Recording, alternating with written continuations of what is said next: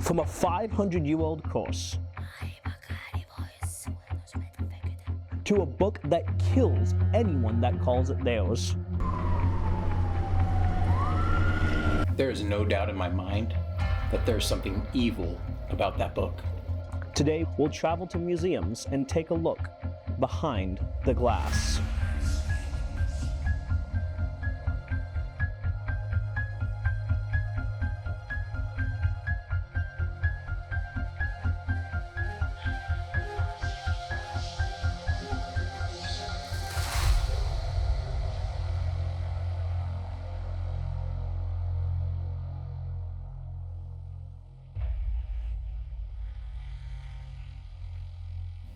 Hello, my name is Alan McCormick, and today we'll be taking a tragic look into the story of Joshua Jones, my best friend, as we account from my personal experience his story. In a small town in Indiana, we find the Maryville Museum of Local History. We find a collection of World War II Nazi memorabilia, a set of antique cameras, alongside countless other historical artifacts. But among all these treasures, one stands out. This artifact is approximately 200 pages long and weighs approximately 1.7 pounds. But what truly sets it apart is the eerie fate of its owners. The last 7 people to have owned this book all met a mysterious and fatal end. The year is 2019. At the college bookstore, we find 23-year-old Joshua Jones. He is a senior film student, but little does he know, he's about to come in contact with something that will change his life forever.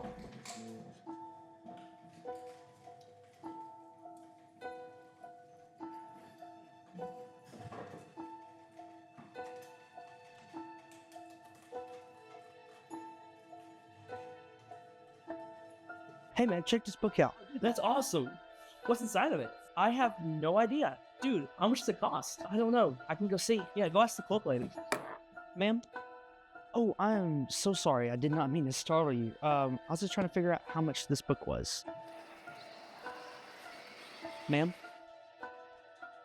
Ma'am? Oh, I'm sorry. Yes. All those books are actually from my father's private collection. He became really obsessed with that one right before he died. May I ask how he passed? Yeah, actually, we don't really know. One day I saw him reading that book, and then the next day we got the call.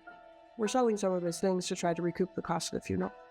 Man, I'm just so sorry to hear that. Would you take $10 for it? Tell you what, you can go ahead and keep it. I don't really know what my father saw in that book, but I'm sure he would want somebody who was as interested in it as he was.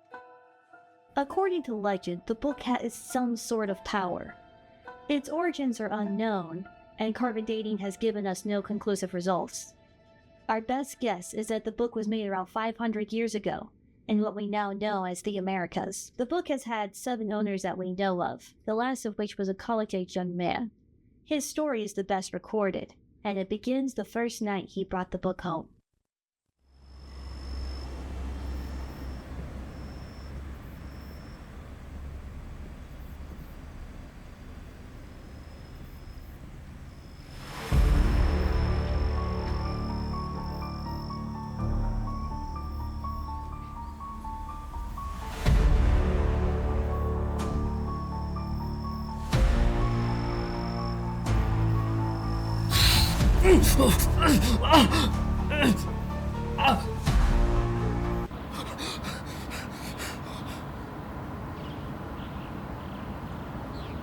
Each of the owners have left some kind of mark in this book.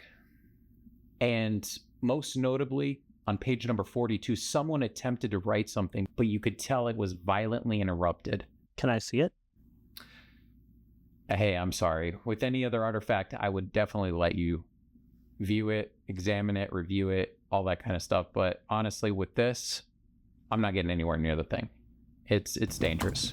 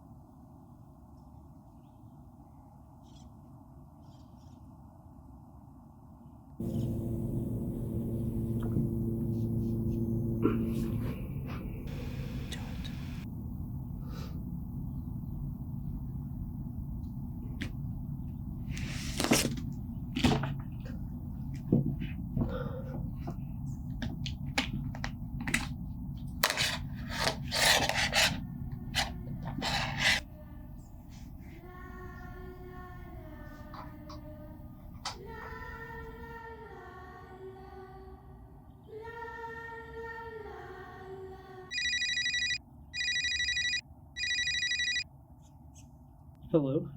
Dude, where are you? We're supposed to meet up in like 10 minutes. Dude, I am so sorry. I forgot. I'm on my way. Dude, come on, man. Dude, where have you been, man? You just seen me 30 minutes ago. I had set up all this junk by myself. You know what? Lay off my case. I told you. I just lost track of time. Dude, it's just... You know what? Let's just start recording. Ready? Okay, and we're recording in 3, 2. As I said before, the bell could not be unrung. Some things that were forgotten should not have been.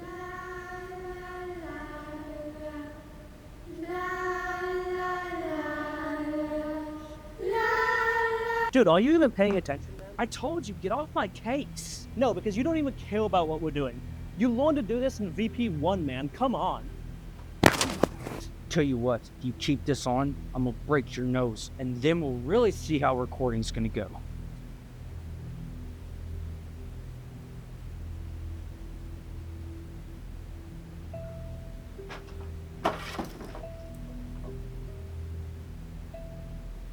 I had never seen Joshua act out like that. This person was not the same person I grew up with. That was when I began to piece together that the only thing that had changed was Joshua purchasing that book.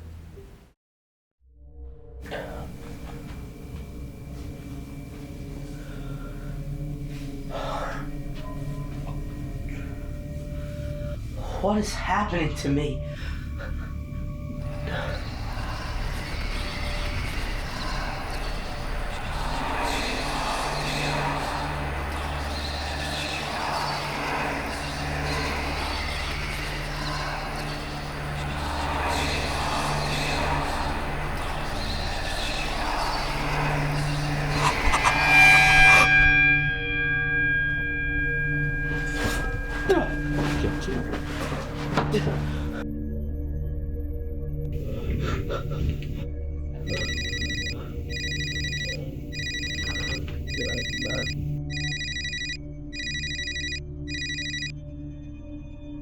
Alice?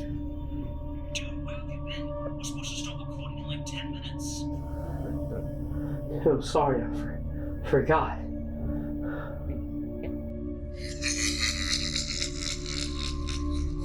Alice?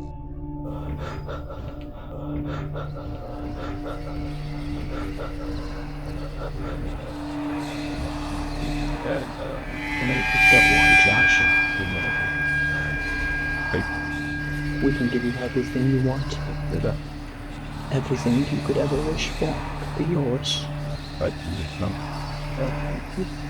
Just let us in.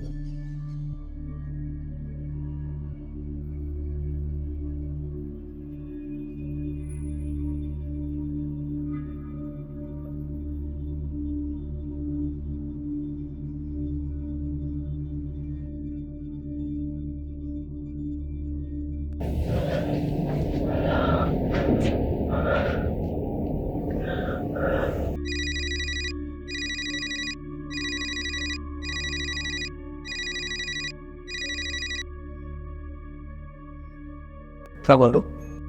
Hello. You don't know me, but you came to my library the other day. I gave you a book. How do you have this number? Never mind that. Your life might be in danger. You need to come to the coffee shop and meet me right now.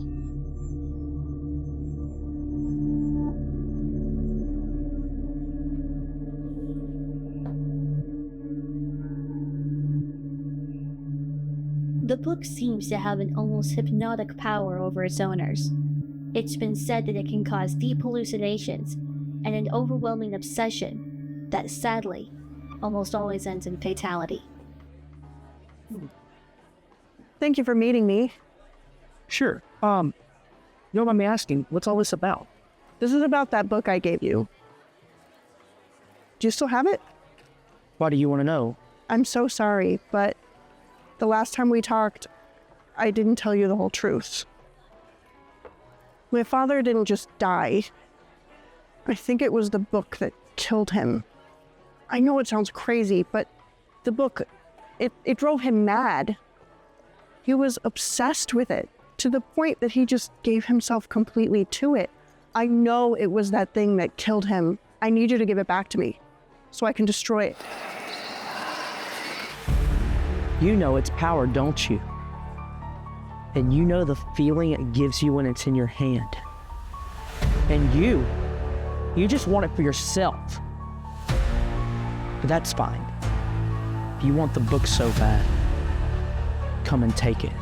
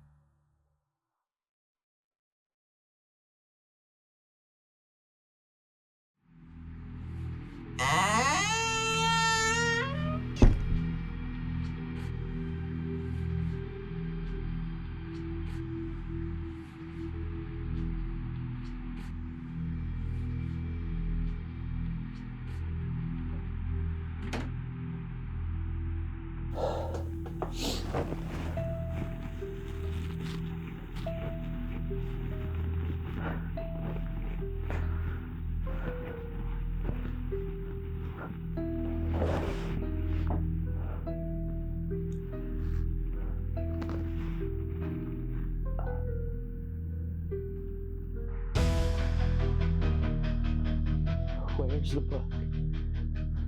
It was right there. Where's my book?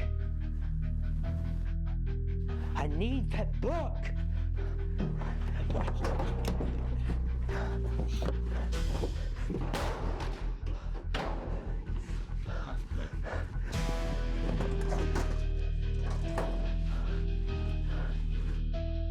Where is it?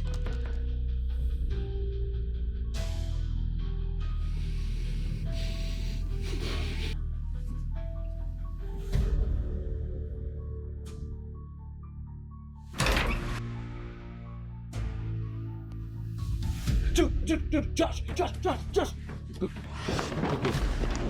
Give me the book, Alan! Josh, what have you done? Give me the book now, Alan. Josh, I can't. It's destroying you. I have to kill it.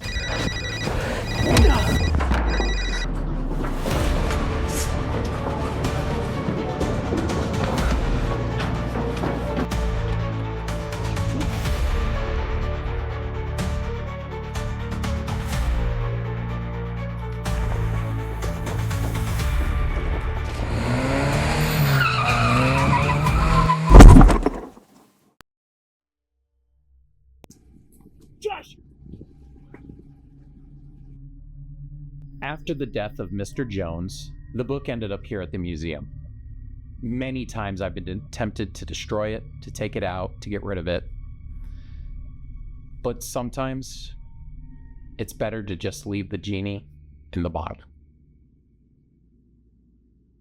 This evil is not something that can be defeated, but something that at all costs must remain contained.